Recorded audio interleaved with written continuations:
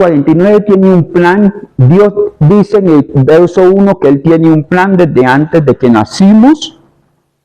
Y a partir del verso 3, 4, 5 comienza a desarrollar ese plan de que Él nos toma, nos sujeta, nos da las competencias, las habilidades necesarias para cumplir ese plan, nos va formando, nos quita lo que no sirve y nos habilita con las herramientas que necesitamos para cumplir el plan de Dios en nosotros. Hay dos formas de cumplir el plan de Dios que se va a cumplir pese a lo que sea. O eres ayudado en el plan, o eres resistido en el plan. O te conducen, o te guían. ¿Se acuerdan? O nos conducen, o nos guían, pero el plan se va a cumplir. Usted decide si va en carro o antes, en ballena. ¿Se acuerdan? Bueno. Entonces, llegando a Isaías 49:11, la Biblia dice de que hay una agenda de transformación en ese plan de Dios. Dios nos va guiando y pese a la guianza de Dios, nuestra naturaleza carnal busca salirse del camino y vivir sin la dirección de Dios para hacer lo que nuestro corazón quiere. Pero la Biblia, ¿qué dice del corazón? Engañoso es el corazón más que todas las cosas. Y entonces nos da un consejo, que sobre todas las cosas que usted pueda guardar, ¿usted guarda qué cosas? ¿Las importantes o las no importantes? ¿Las valiosas o las no valiosas? Las valiosas, ¿cierto? Sobre toda cosa valiosa que usted tenga, que pueda guardar, guárdese de su corazón, guarde su corazón. Porque la vida que usted tiene, que ha llevado, que tiene y la que tendrá, ha manado de ese corazón. O sea que usted no es víctima de las circunstancias. Usted es protagonista de la historia de la vida. ¿Me hago entender? Aquí no hay víctima, sino que nosotros hemos elegido y cada una de nuestras elecciones han tenido consecuencias. Hayan sido buenas o hayan sido malas. ¿Quién es el culpable de la vida que estamos llevando? El Señor que usted ve en el espejo. La señora que usted ve en el espejo. Pero Dios en su misericordia, como dice el libro de Efesios, con su gran amor con que nos ha amado, permite que nos miremos al espejo y nos deje una puerta de transformación. A la vida eterna usted va a entrar gordo, flaco, pobre, rico, porque a todos los que recibieron, a los que creen en su nombre, les dio potestad de llegar a ser hechos hijos de Dios. Dice el Evangelio de Juan, capítulo 1, verso 12. ¿Qué nos hace hijos de Dios? Creer en Jesucristo. Y a última hora Dios cumplirá su propósito y así tenga que entrar sin un ojo, sin un pie, sin la camioneta, sin el carro, sin gloria. Vas a entrar. ¿Por qué? Porque Él nos va a forzar a entrar. Pero en el camino a la eternidad nos podríamos evitar muchos males.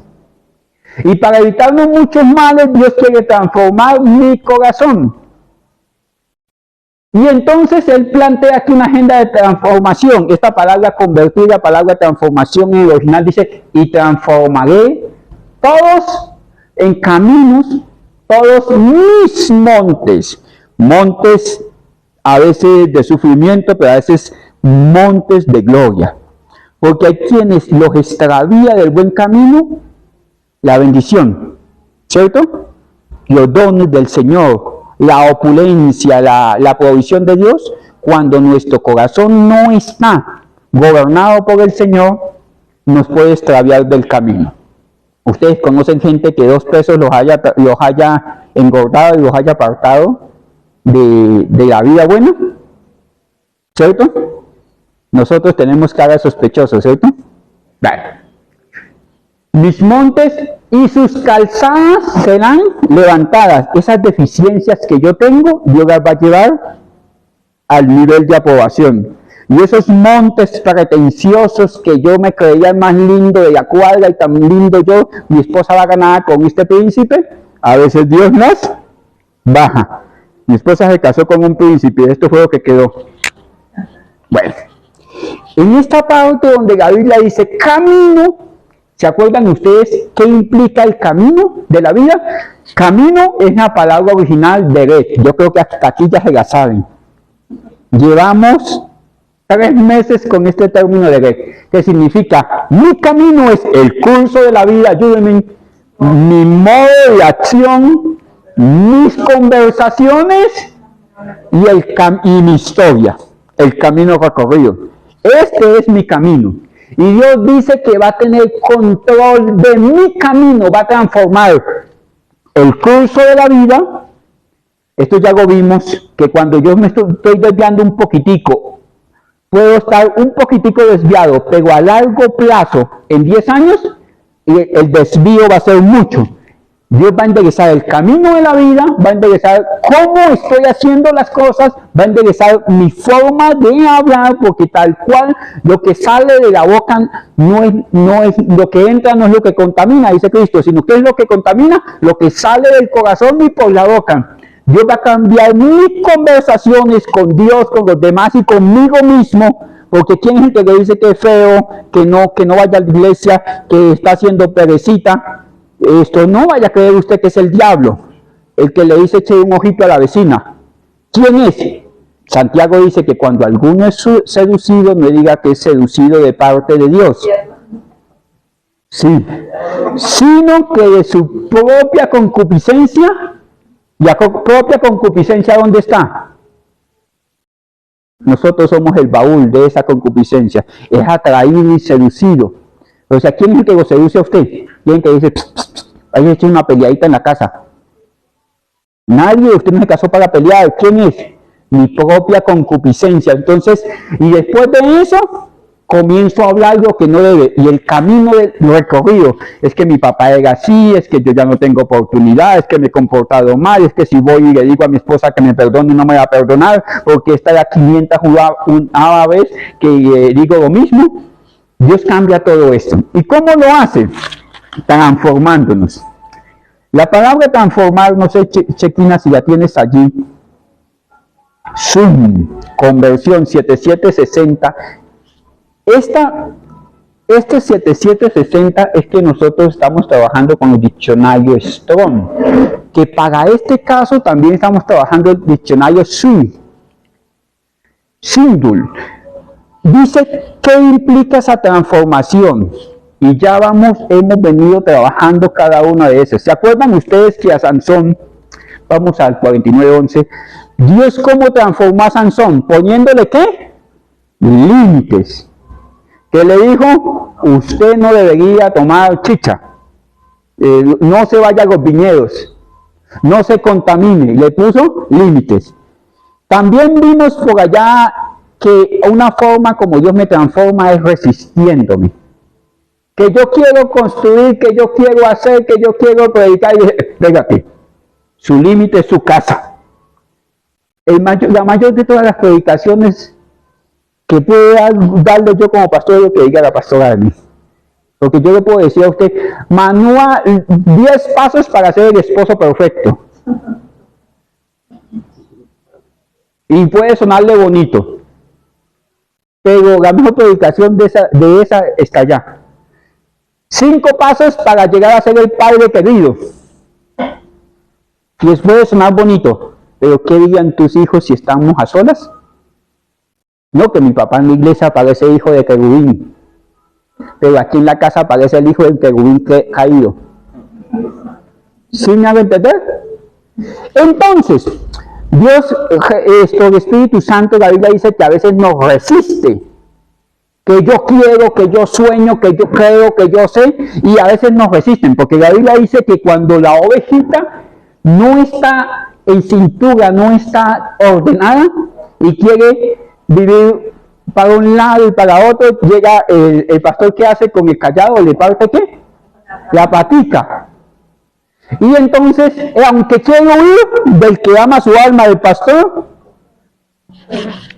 ya no puede porque está enyesada. ¿Se acuerdan que vimos en el libro de los Cantares que la ovejita era amarrada a la casa del pastor?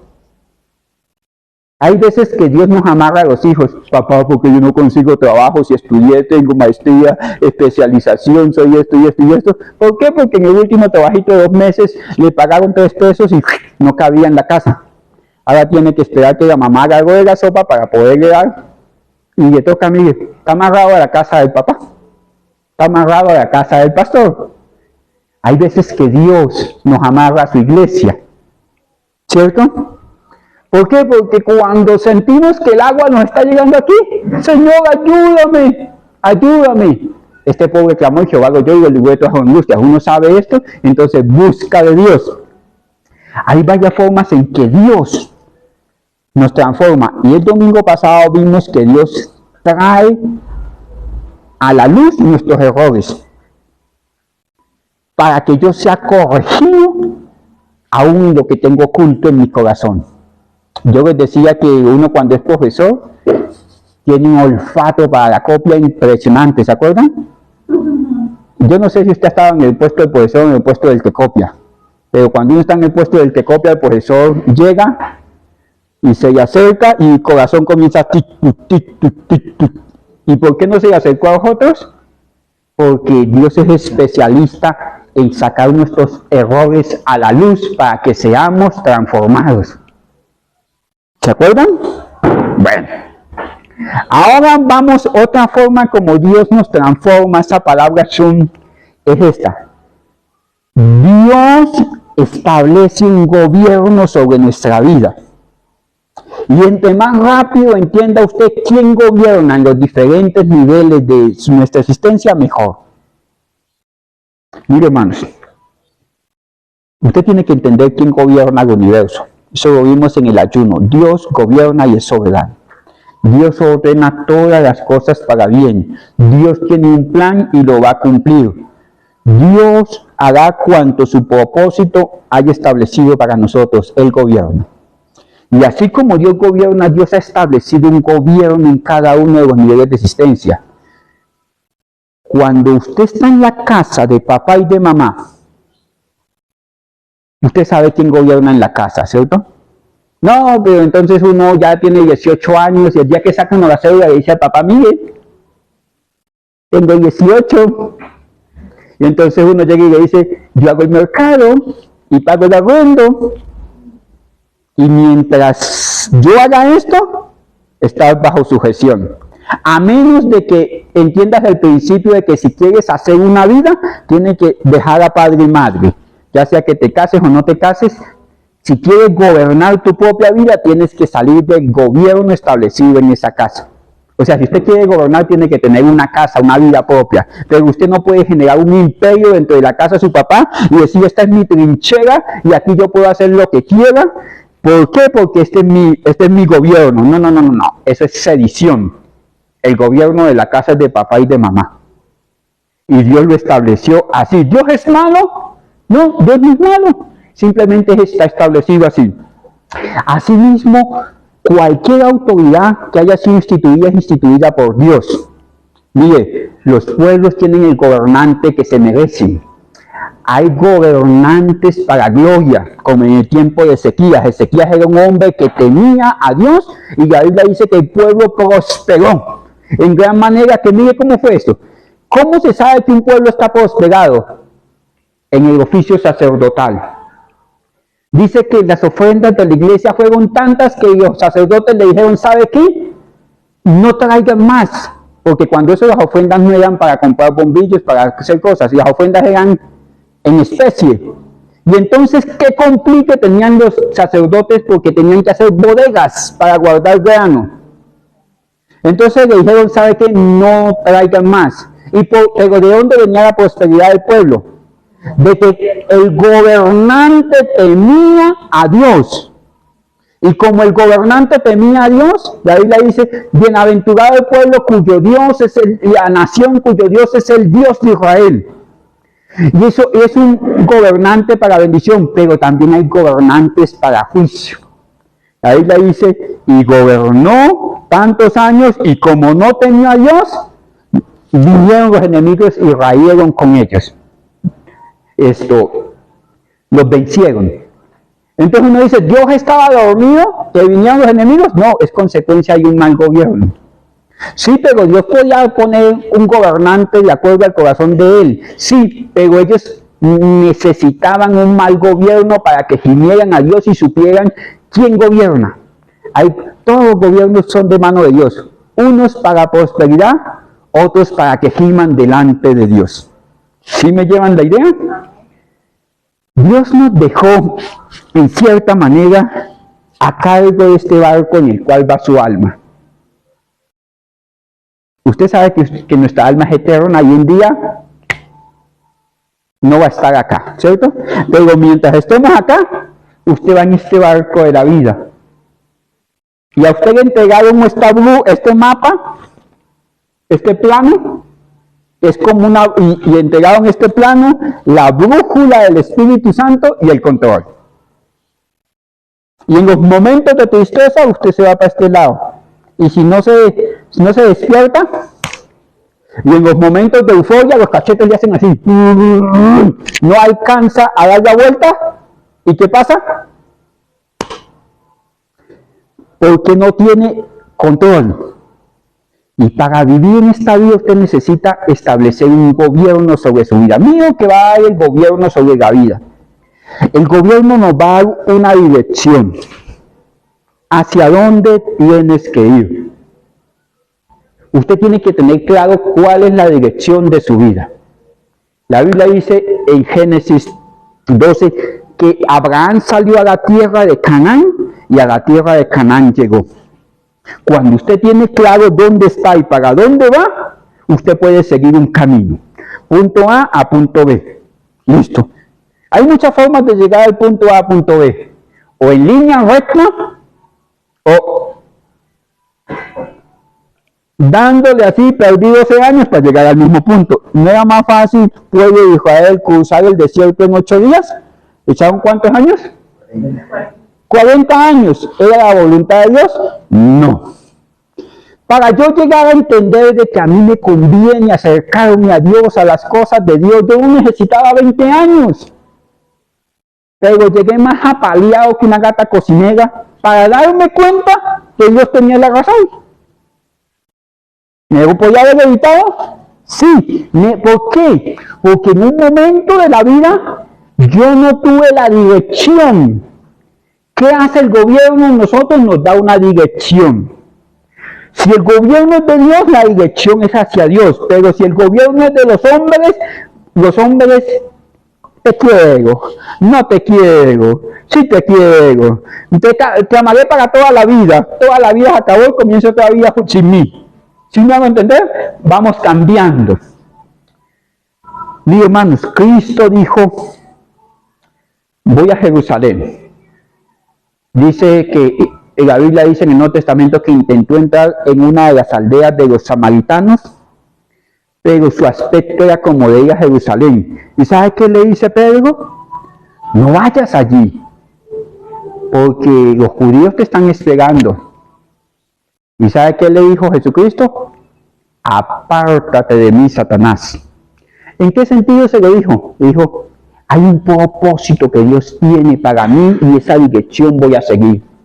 Y lo que me quiera distraer a mí de esa dirección no proviene de Dios, sino proviene del enemigo.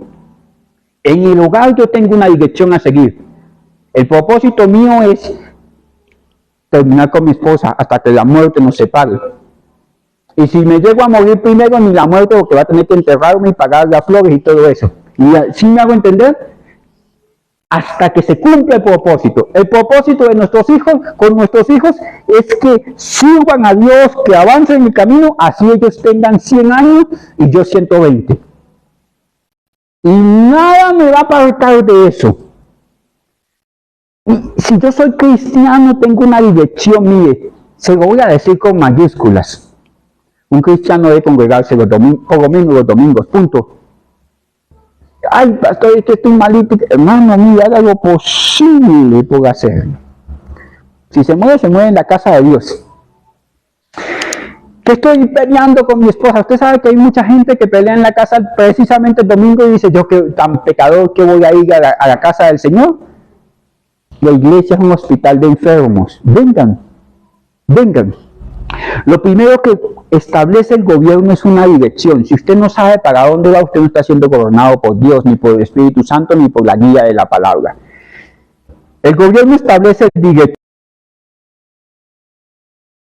Lo dirigió en medio del desierto, en medio de diferentes momentos de la vida, sí. ¿Usted puede ver que Dios dirige su camino en algún momento? Mire, hermano, sí. Si para reconocerlos tenemos que ir a momentos que no nos gusten, la dirección de Dios está ahí. Usted ha podido, la Biblia dice en el libro de los Salmos, y tu cuidado y tu mano cuidó mi espíritu.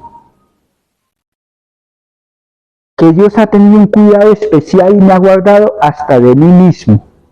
¿Cuántas veces he querido echar a perderle de Dios porque me he distraído en el camino y Dios ha cuidado de una manera tan especial?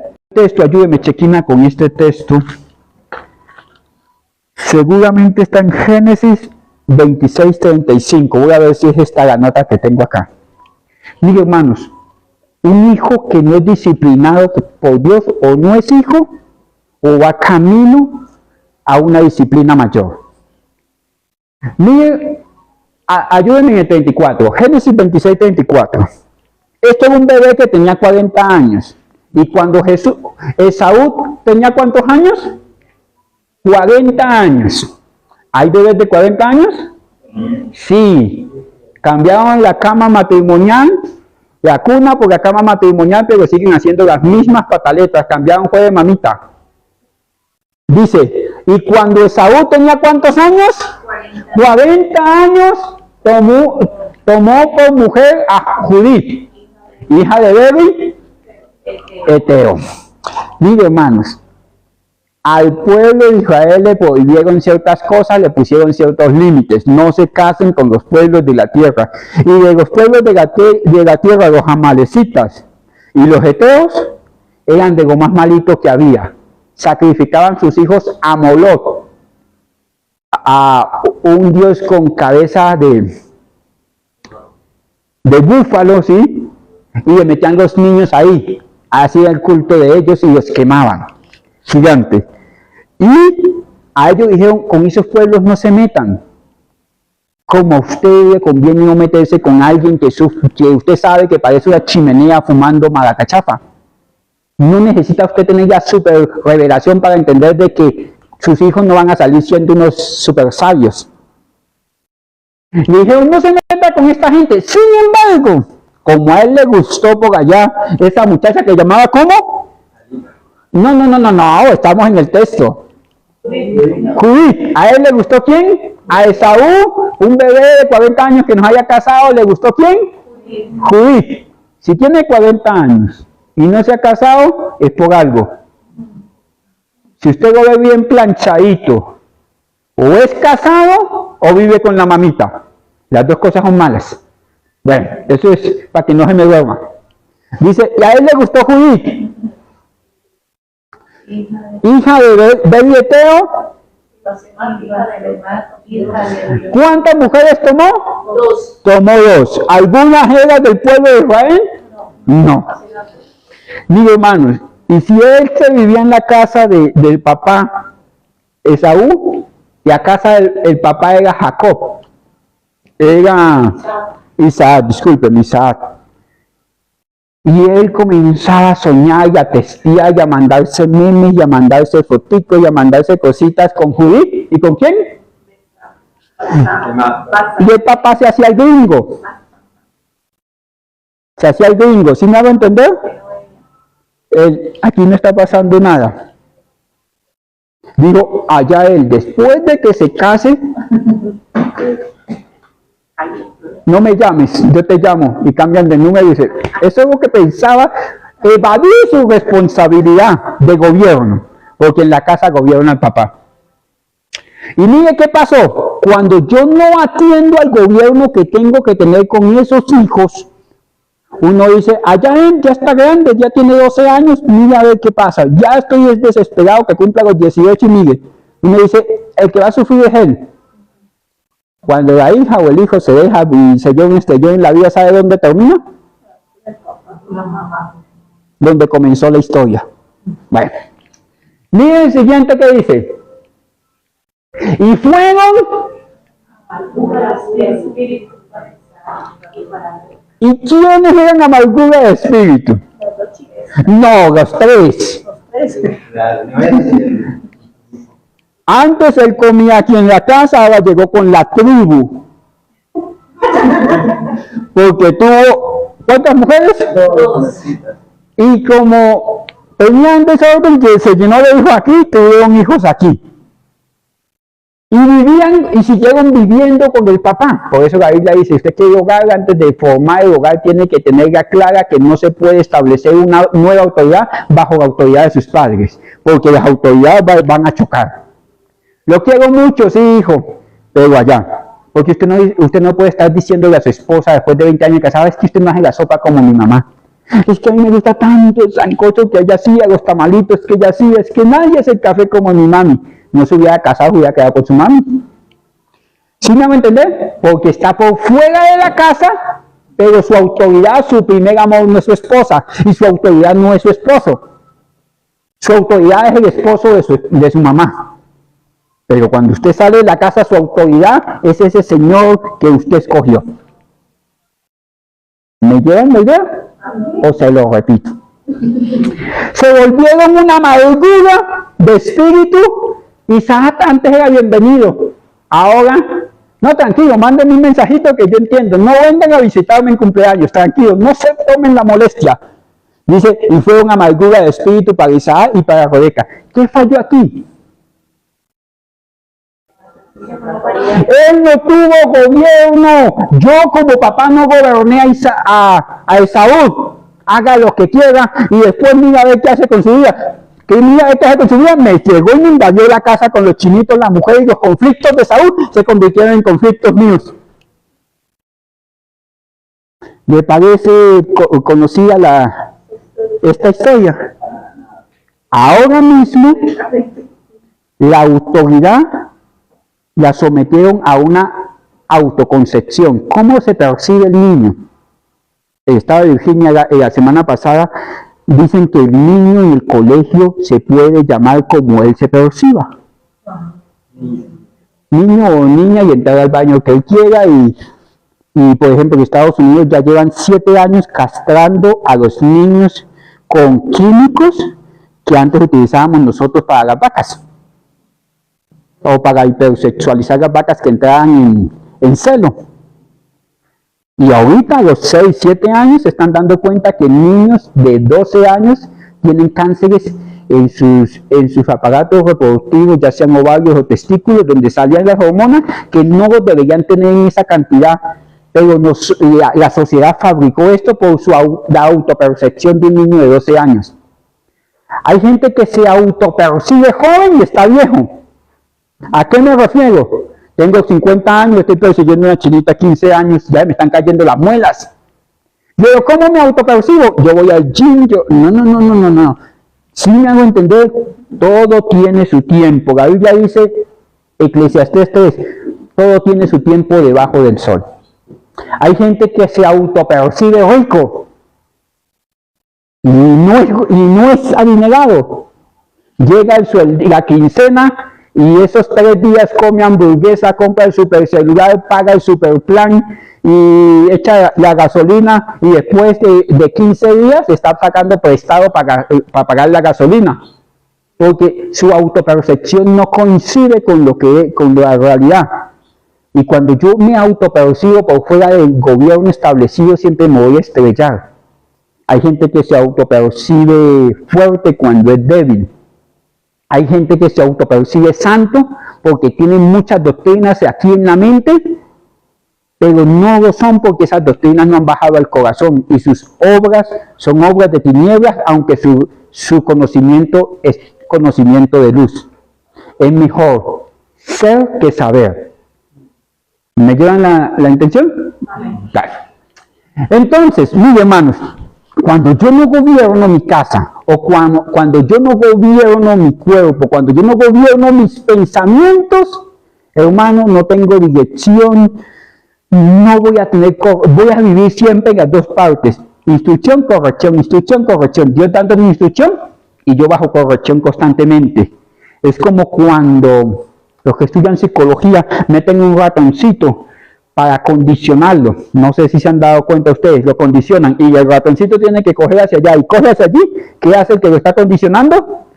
Le pegan la naricita, entonces vuelve aquí. Y cuando va hacia adelante, le da un premio. Esto se llama condicionamiento clásico, no sé si ustedes lo han visto.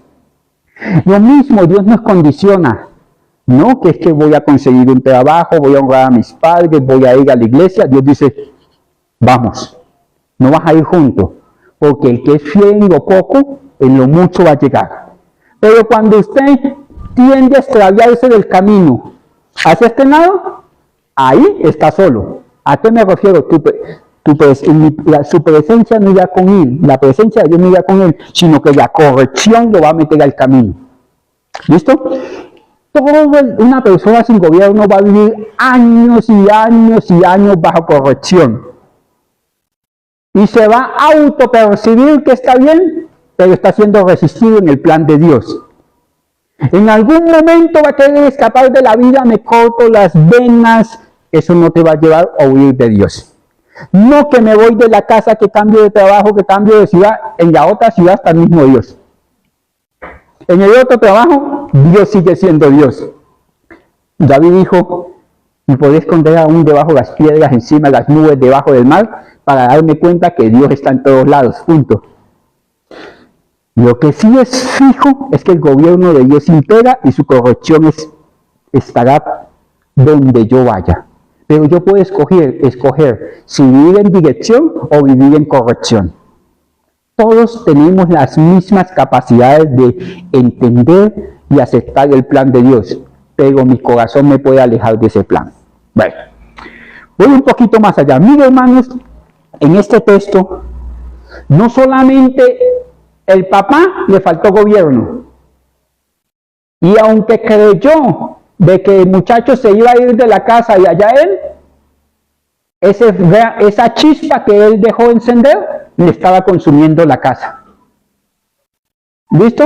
Bueno, mira lo que le pasó a David. En 2 de Samuel, capítulo 13, vamos a ir al texto, por favor.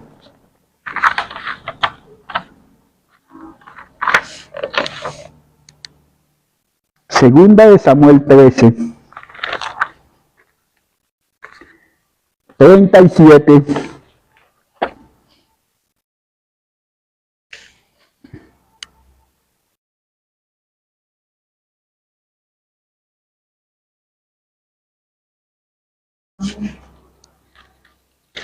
Déjeme introducir ya este texto.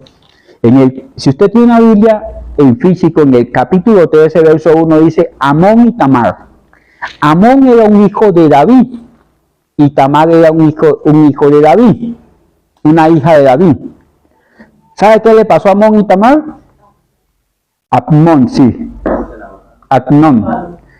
Él se enamoró de ella y la engañó y la deshonró. Y entonces, eso fue en el capítulo 13, en el verso 20 hay un título. ¿Alguien me ayuda con ese título que ve ahí? Absalón, que era hermano de Tamar, hermano de Amnón, fue y le dijo, venga David, my father. Al papá David, ¿sabe qué le dijo? Mi hermano se ha comportado mal. ¿Y sabe qué le dijo David? El que gobernaba Israel, el dulce cantor de Israel, le dijo, tranquilo que yo eso lo voy a solucionar. ¿Y sabe qué hizo David? Nada. David no hizo nada. Eso se llama desgobierno. Cuando usted está madrugando todos los días hasta las 11 de la mañana, usted está viviendo en un desgobierno. Cuando usted tiene negocio y necesita abrirlo y no lo abre porque está haciendo frío, eso se llama desgobierno. Cuando usted tiene cosas pendientes y no las hace, se llama desgobierno. Este hombre comenzó a vivir un tiempo en desgobierno, David. Y cuando debió hacer, no hizo nada. Y déjeme decirle algo. Nosotros casi siempre tenemos algo que hacer. En la vida espiritual, en la vida económica, en la vida material, en la familia, siempre hay algo que hacer. Y como él no hizo nada, mire esto. Cuando usted no gobierna a sus hijos, va a llegar otro y va a enseñar cómo deben ser gobernados con una pipa. Le van a enseñar a fumar la pipa de la paz. Paz y amor va a terminar diciendo hijo. ¿Sí me va a entender? Porque donde hay ausencia de gobierno, viene algo que se llama anarquía. ¿Qué es la anarquía? La Biblia dice en el libro de los Jueces que cada quien hacía lo que bien le parecía. En la iglesia el pastor debe proveer lo mismo, una dirección, cuidado, instrucción y corrección, para que la gente no haga lo que bien le parezca. En la casa el papá debe proveer lo mismo, dirección, cuidado, instrucción y corrección. Si el papá se enoja porque la mamá disciplina a los niños, él no tiene gobierno. Tiene que aprender a gobernarse él para que pueda gobernar la casa de él, para que pueda gobernar en otra instancia. Pero David no hizo nada. Mi hermano, si usted no hace nada, nada va a suceder. Se lo repito, si usted no hace nada, nada va a suceder. Porque hay gente que dice, Señor, bendígame. Señor, no sé qué hacer con la vida. Bendígame económicamente. Levántese, vaya a buscar trabajo, haga un negocio, sea proactivo. No, Señor, yo quiero que tú me bendigas. Si usted no está haciendo nada, nada va a suceder. Señor, es que yo fallé, mi esposa está enojada porque yo he sido un cabezón desobediente, he hecho las cosas al revés. Pero que ella no siga enojada conmigo. Amén, Señor, escucha mi oración. Y usted se asoma y ve a la doña, está que echa humo. Señor, pero tú no me escuchas. Sí, pero si usted no hace nada, nada va a suceder. Usted tiene que tomar la iniciativa y decirle, ¿sabe qué? Yo me equivoqué. Porque si no, nada va a suceder. Y lo peor que nos puede pasar es que nada suceda. ¿Por qué? Porque nosotros dejamos todo al tiempo. Y eso se vuelve una bomba atómica, una olla de presión. Y eso quedó ahí. Ya volvieron a la normalidad, pero tarde que temprano eso va a mirar. ¡Bum! ¿Sí me hago entender? ¿Por qué? Porque no hizo nada. Y como no hizo nada, no fue sanado, no fue restaurado. Nada va a suceder si yo nada hago. David nada hizo. Y entonces las cosas comenzaron a represarse en el corazón de Amón, de Tamar y el hermano de papá y de mamá de Tamar se llamaba Absalón. ¿Sabe qué? Fue y mató al hermano. Como David no gobernó la casa, Absalón mató al hermano. Oye, qué tragedia familiar esta. ¿Le han sucedido? ¿Ustedes las conocen? Sí. ¿Que se han matado por violencia? Sí. Cuando no se disciplina la iglesia al hermano, con el hermano no se va de la iglesia y el otro termina por allá metido donde no debe. ¿Por qué? Porque no hubo gobierno. Cuando usted gobierna más a un hijo que al otro, el uno o el otro va a terminar mal. ¿Por qué? Porque no hubo gobierno. Cuando en la empresa manda más el watchman, el vigilante, que el gerente, la empresa termina patas arriba. ¿Sí me hago entender? ¿Qué pasó con la empresa? Que nosotros nos esforzábamos mucho. Sí, usted se esforzaba mucho, hacía que hacía, pero no tenía gobierno. ¿Sí me hago entender? Eso le pasó aquí.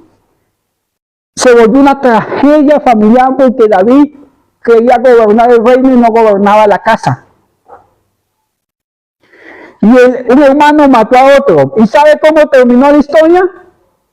Así como dice aquí. Lo mató. Estoy en el verso, ¿qué? 13, 17. 37. Dice, Absalón huyó y se fue a Tamai, hijo de quién, ayúdenme, Amud, rey de qué, de Jesús. Y David lloraba por su hijo Y esto yo quisiera, es que me dan ganas de llorar igual que David. ¿Por qué está llorando por una bomba atómica que él fabricó? Primero que todo, se fue a vivir ¿con quién? Absalón. Con Tamai, hijo de Amiud, rey de Jesús. Esto es de los heteos. O sea que David en un momento se casó con la hija de uno de los heteos. La Biblia le dice, mire, no se casen con los pueblos de la tierra, no sea que te induzcan, que te enseñen a adorar a otros dioses. ¿A qué me refiero? Mire, si usted está soltero, muchacho, usted me va a brindar hoy.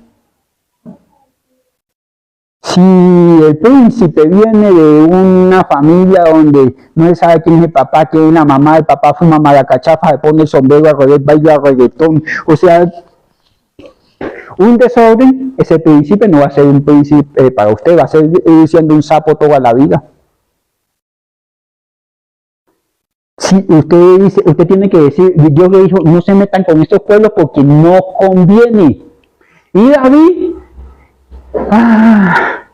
se metió y ahora su hijo estaba haciendo las acciones de la casa de la mamá de él, que era rebelarse. ¿Dónde lo aprendió? En la casa. Bueno.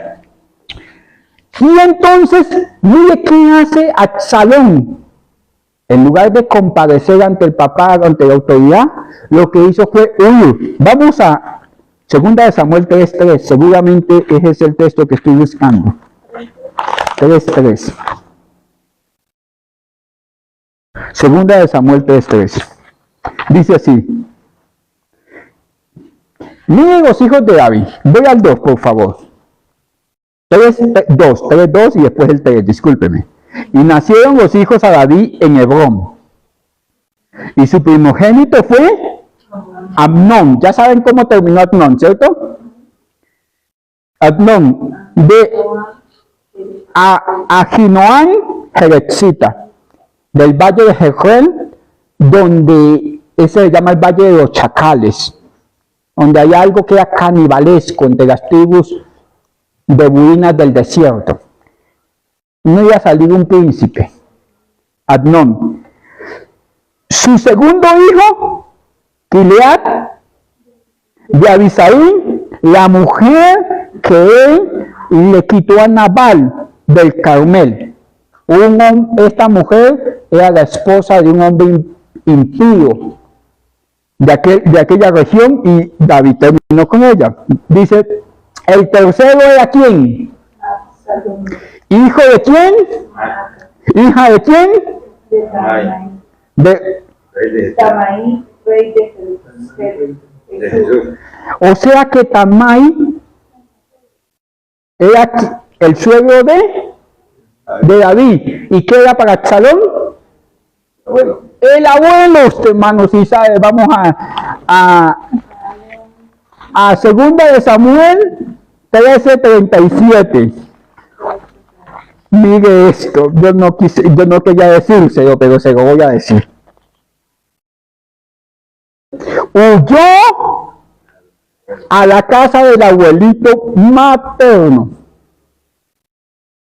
Lo más seguro es que ahí sí le consentían. Y le decían, ay, no, su papá no tiene razón. Y le decían a David, si usted le llega a pegar a mi nieto sobre mi cadáver.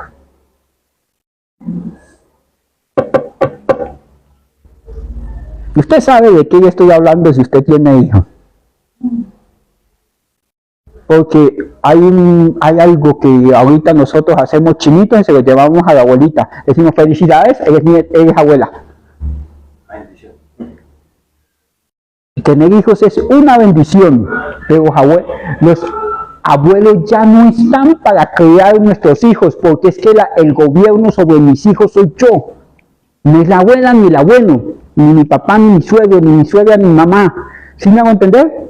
Porque es que el día de mañana usted va a disciplinar a su hijo y la abuela se le pone ahí, ok, ¿a cómo nos toca? La misma mamita suya le va a quitar la autoridad porque usted no tuvo gobierno, usted en algún momento delegó el gobierno. Esto fue lo que hizo David con esta persona. Cuando tenía conflicto, y se metía debajo de las naguas de la abuelita materna, del abuelito paterno. ¿Por qué? Porque ya David no era capaz de llegar a entrar por no generar conflicto. Entonces, esa era la muralla que tenía David para no ejercitar el gobierno. Mis hermanos, ¿lo vemos? Sí. Hay gente que le dice al papá, si usted me llega a hacer algo, yo voy al bienestar, al alcalde, a los bomberos, al gaula, al que sea, pero usted no me puede disciplinar. Mis hermanos, si estamos en ese lugar, ya hemos perdido el gobierno. Porque cuando un papá pierde el gobierno, se lo delegó a alguien. O alguien fuera de la casa le está diciendo qué hacer y cómo hacerlo, o usted le está diciendo qué hacer y cómo hacerlo. Pero alguien está gobernando el corazón de mi esposo, de mi esposa, de mis hijos, de la oveja, de cualquiera. Mis hermanos, esto terminó en un homicidio entre un hermano contra otro hermano porque el papá no tuvo gobierno. Cuando yo no ejerzo el gobierno como debo hacerlo, yo voy a andar sin dirección todo el tiempo. Mire, vamos a ir a Salmo 51. Ya vamos a ir cerrando, por favor. A Salmo 51.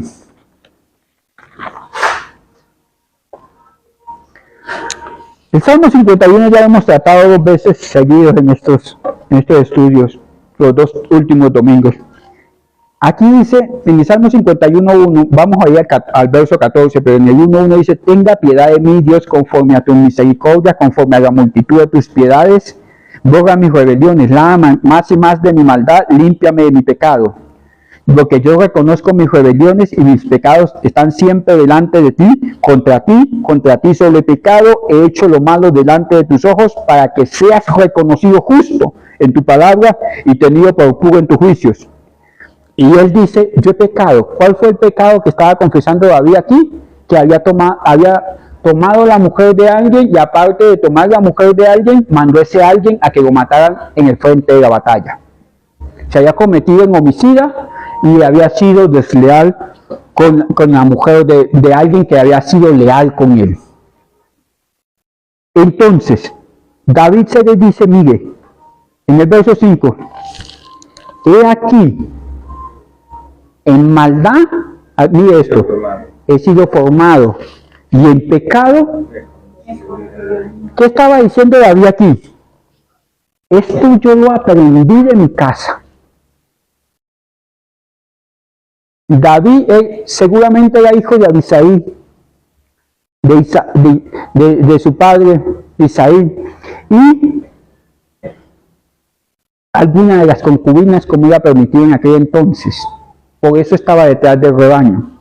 Y él dice, mire, esto lo aprendí en casa. Un padre desgobernado genera hijos con desgobierno, sin dirección.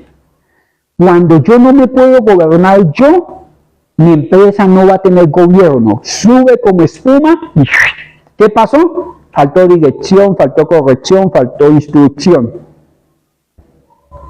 Y así absolutamente en todo. Y entonces uno a veces se hace la víctima y dice, no, pero es que yo no puedo ser un príncipe si yo vengo de una familia donde mi papito le pegaba a mi mamita y antes Dios me ayudó. Espérate, Cristo vino a hacer todas las cosas nuevas.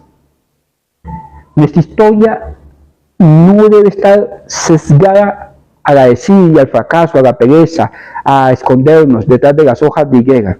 Debe estar orientada hacia Cristo. Y mire usted que en el 14, en el verso 51, en el capítulo 51, 14, dice, líbrame, oh Dios, cantará mi lengua tu justicia. Esta palabra líbrame, él ya había pedido perdón y David conocía el corazón de Dios y sabía que Dios ya lo había perdonado. Esta palabra que dice aquí, líbrame, no es líbrame de las consecuencias, porque todas nuestras acciones tienen consecuencias.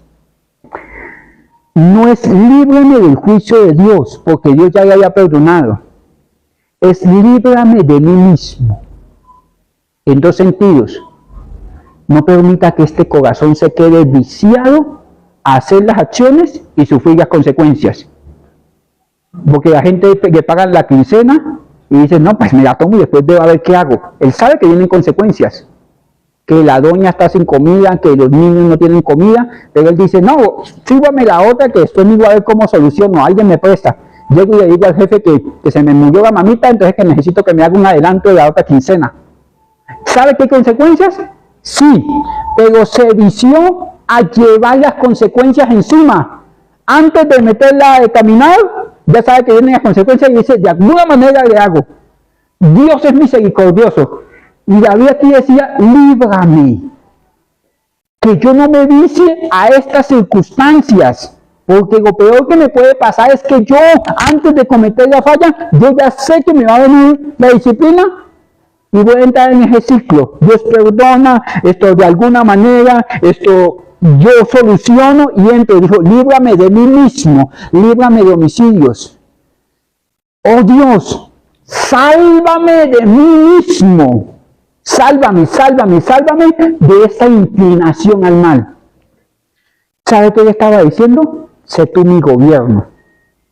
Porque si usted me deja que yo escoja, seguramente voy a escoger lo malo. Lo voy a pintar de bueno.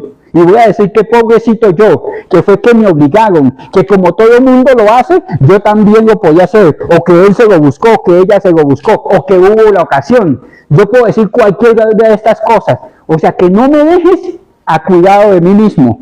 Líbreme, Señor, que yo no me vicie al mal, al pecado, al homicidio. O sea, Señor, que yo no lo vea tan fácil, sino que antes de hacer esto, tú gobiernes sobre mí. Con esto ya creo que vamos a terminar. Segunda de Timoteo 3. Ya no puedo avanzar más. Dios establece un gobierno sobre nosotros. Mira lo que dice segunda de Timoteo 3.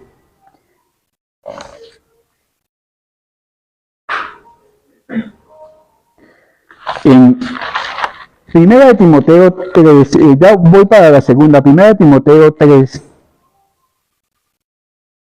2 dice, primera de Timoteo 3, 2 dice, pero es necesario que los que dirigen la iglesia sean irreprensibles, marido de una sola mujer, que sea sobrio, o sea, que sea una persona que tenga sano juicio, que sepa para dónde es la derecha, para dónde es la izquierda, dónde es arriba, dónde es abajo, qué conviene, qué no conviene, qué es la luz, qué es las tinieblas, qué es lo santo, qué es lo profano.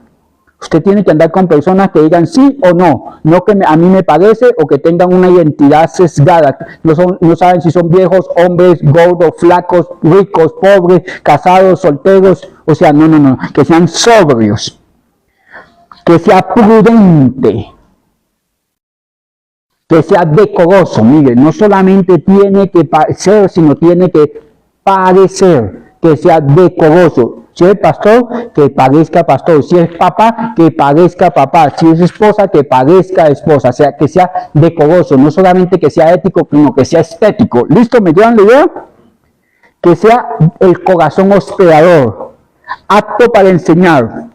Pero para ser apto para enseñar tiene que conocer la escritura. No en un nivel doctrinado teológico que sepan aquí, porque hay gente que dice, esto es bueno, esto es malo, esto es bueno y esto es malo. Pero es algo que está aquí. Es una mente apologética que está aquí, defensa del evangelio, pero no es una mente transformadora que llega hasta el corazón. Mire esto, no dado al vino, no peleón, no pendenciero. Usted tiene gobierno, usted no es el peleón de la casa, no pendenciero, no codicioso. Usted tiene gobierno, tiene que saber que todo va creciendo en su debido tiempo. No codicioso. Una persona codiciosa no es que simplemente anhele tener. A veces el codicioso anhela es lo que el otro tiene. ¿Usted qué quiere? El carro de fulano, la casa de fulano. Pero si todo el mundo vive en choza, nadie codicia nada. No codicioso. Una persona codiciosa es insaciable. No tiene gobierno, dice, no codicioso de ganancia deshonesta, sino amable, apacible, no avaro, que gobierne, ayúdenme en 4, que gobierne bien su casa. Usted tiene 3 casas, su mente, la casa en que habita su cuerpo, su alma, que la gobierne bien, la casa de Dios, y su casa, el hogar donde está. Que gobierne bien su casa. Porque usted no le pueden encomendar más si usted no gobierna ni siquiera usted, que le van a encomendar Dios, no le va a entregar una de las princesas para que usted la desgobierne. Bueno, voy al 2 de Timoteo 3, dice, el carácter de los hombres de los postreros tiempos.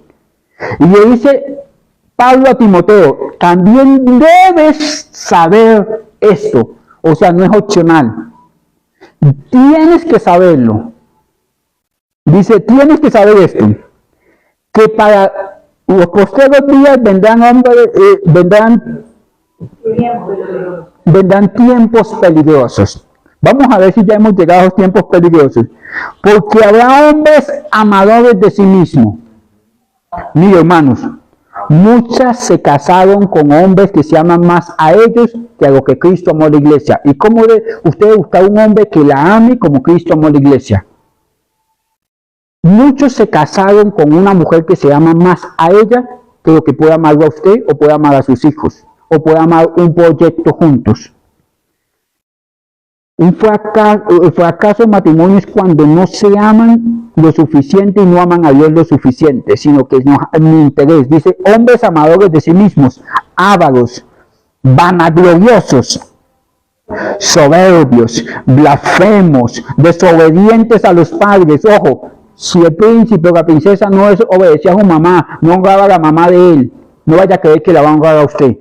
Desobedientes a los padres, ingratos, impíos, sin afecto natural. Mire, hay unos afectos que son naturales. Es natural que un hombre admire a una mujer, que quiera casarse con una mujer. Lo contrario es inadmisible.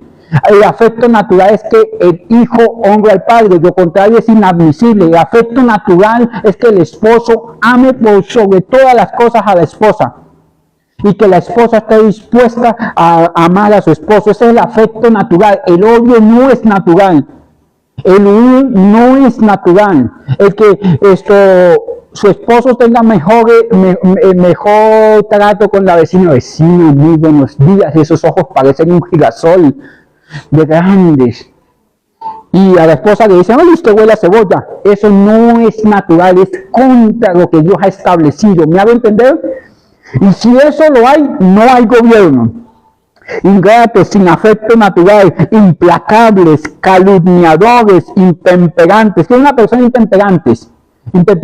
Que su temperamento no está en sus justas proporciones. Es esa persona explosiva que es capaz de quemar el mundo por una pelea que podía haber sido soportada. Eso no es tener carácter. Carácter es cuando una persona dice sí o no, cuando es capaz de establecer honra, cuando es capaz de establecer principios. Carácter viene de nivel, de plomada, de alineación. Eso es carácter. Caracteres. Eso viene de impresión, de carácter. Una persona intemperante es sentimental, es emotiva. Me ama, te amo. Si no, no te amo. Es una persona voluble. Todo lo cree, como dice el libro de Proverbios. Calumniadores, intemperantes, crueles, aborrecedores de lo bueno, traidores, impetuosos, infatuados. Infatuados es esa persona que está engrandecida. Infatuados, amadores de los deleites más que de Dios, que tendrán apariencia de piedad, pero negarán la eficacia de esta. Y a estos evitan, porque estos son los que se meten y llevan cautivas a las mujercillas cargadas de pecado, arrastradas por diversas concupiscencias, que siempre, mire esto, siempre están aprendiendo. O sea, estos son unos eternos jóvenes, hermanos. Usted sabe que hay gente que dice, menos mal que el gobierno está dando ayuda para los jóvenes. Y ahorita sí vamos a sacar la parte de abajo. Uno le pregunta, ¿cuántos años tiene usted? No, 35. ¿Usted cree que es joven o es adulto? Porque es que ahí dice que los subsidios para los jóvenes son de 18 a 28 años. Ya no clasificas, o sea que no eres joven. ¿Sí me hago entender? Dice que siempre están aprendiendo. Nunca pueden llegar al conocimiento de la verdad. Hay gente que pretende ser papá cuando es abuelo. Hay gente que quiere montar un negocio cuando ha despilfarrado la vida. Dice, no llegan conocimiento de la verdad. De la manera que Janes y Jambres resistieron a Moisés, Estos también resisten la verdad, son hombres corruptos, de entendimiento, reprobos en cuanto a la fe. Mire, hermanos, un total desgobierno. Y una persona con desgobierno, hermano, va a vivir siempre bajo las consecuencias, bajo el peso de las consecuencias. Todo esto tiene que ver con el carácter de la persona. Pero cuando usted dice, no, hay un establecimiento, hay unos principios a seguir, hay una norma a seguir, esos principios, por ellos vivirán, por ellos tendrán buena vida. ¿Me hago entender? Porque si no vamos a terminar en esta película, que es una película pero de terror. Y ahí le dice que para el posteros tiempos vendrán estos, que están aprendiendo, que están huyendo, que no pueden manejar ustedes ni ellos mismos, ni el carácter de ellos pueden manejar. Una falta total de gobierno. Dios, para transformarnos, establece el gobierno y le dice a uno, las cosas tienen que funcionar así, punto. No que yo creo que pienso, no piense, no crea. La Biblia dice esto y punto. Incluyen su rostro, vamos a orar. Padre, en el nombre de Cristo, hoy hemos entendido que el desgobierno me puede llevar a vivir bajo la consecuencia de mis malas acciones. Que puedo durar mucho tiempo para llegar al lugar donde tú quieres que yo llegue. Yo necesito, mi Dios, en el nombre de Cristo, que tomes el control. Como dijo David en el Salmo 51:14, cuídame de mí mismo, que no me vicie al desorden, que no me vicie al desgobierno. No permitas que yo ande sin dirección, sin instrucción, sin corrección y sin cuidado. Ayúdame, Dios, ayúdame. Hoy me rindo ante ti y te suplico que tomes el control, que establezcas tu gobierno. Yo quiero sentir que estoy agradando a aquel que hizo el plan y no que estoy resistiendo al que hizo el plan. Ayúdanos en el nombre poderoso de Cristo Jesús.